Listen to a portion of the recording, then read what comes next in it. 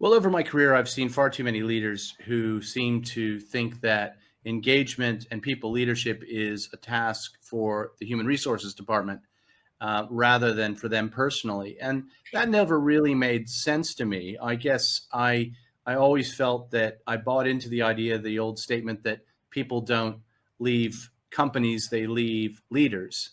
And likewise, I found that if I was trying to recruit good people to work in an organization, if I genuinely believed that having the best quality people there was important, then it was inevitably a personal challenge to be the sort of leader to create the sort of environment where people did feel emotionally engaged and connected.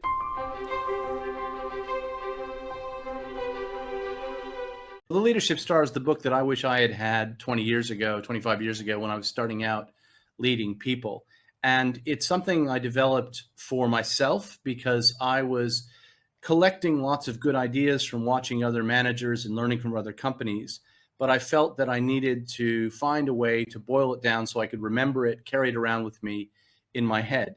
It emerged out of being asked to speak to one of my colleagues' teams about what we were doing in my business and why it was working so well. And I took a big list and I boiled it all down to make it easy to teach. And I found I could make all 5 things start with C. And so I call it the Leadership Star because there's 5 points on a star, and hopefully that visual helps people remember it. So the ability to carry this around with you as opposed to just some book on the shelf, I think is really quite important. Now, the 5 C's that I landed on, the first C is care. And that's about caring for the individual as an individual human being.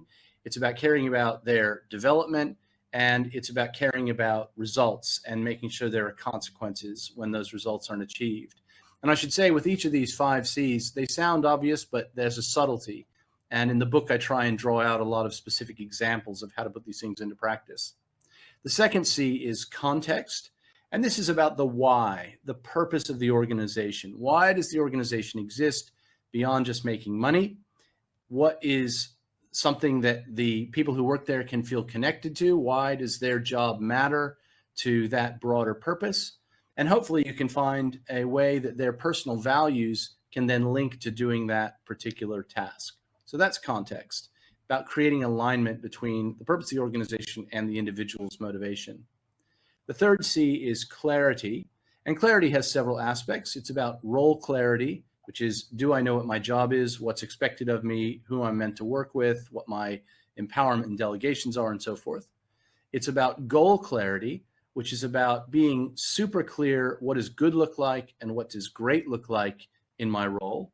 And it's about behavioral clarity, which is what it sounds like, making sure people know what's okay in terms of behavior in the organization, what's not okay, and making sure that there are consequences when people either don't meet their objectives or don't behave properly. And the real subtlety about this is, in my mind, in my experience, if people are crystal clear what's expected of them, it makes the reviewing process a lot easier because they can effectively do their own review. And that, in my mind, is one of the tests of whether you've got it right. Can people do their own review? Now, the fourth C I call clearing the way. And this is about identifying and knocking over the barriers that get in the way of people's success. And barriers can be financial constraints or resource constraints, but they can also be invisible barriers. They can be lack of training. They can be political issues that get in the way of an organization or a team achieving what's required of them. They might be emotional barriers or confidence, those sorts of things. They could just be very basic things about access to tools that they need. And the subtlety of this one is that leaders need to ask, because people go into roles and they often just assume that the constraints that are there are what they have to deal with. And I've found that you need to make a habit of going and saying, what's getting in the way? You're clear what's expected of you. Okay, what's getting in the way of your success?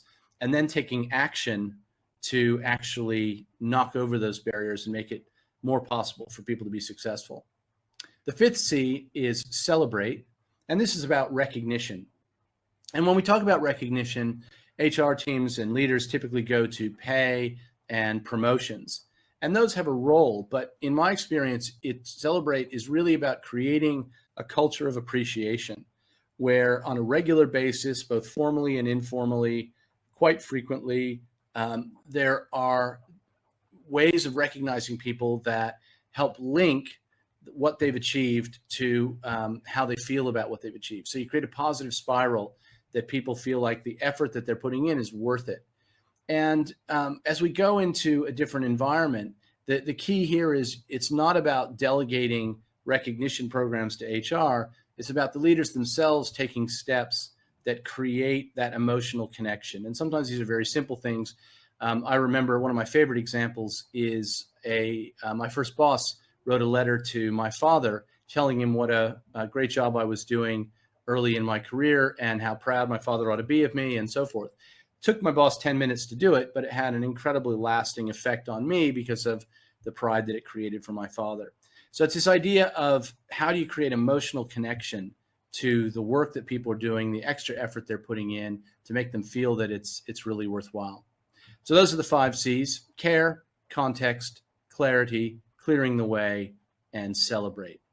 And in the book, I go through those in a lot more detail, and I talk about a bunch of very specific examples of things I've seen leaders do that help bring those ideas to life. Well, one of the most important points of the book is that anybody can do this. You do not have to be the extroverted CEO from Central Casting to build a highly engaged team. If I had to pick 3 things to really focus on, I think number 1 is about demonstrating care, finding ways to bring to life through your actions that you do care about the success and happiness and fulfillment of the people who work for you. I think the second thing would be to work on yourself and building your own self-awareness. What's important to you, what drives you, what motivates you, what affects your reaction to situations, how do other people see you, so you can become more masterful in the way that you connect with people.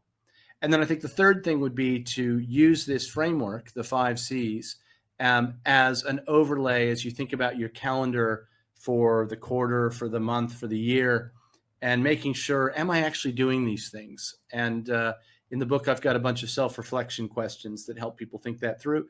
But if you can just remember the leadership star, 5 points, 5 C's, and then just question yourself, are you actually doing those things? And do it with discipline through the course of a year, then I think you'll be well on the way to a highly engaged team.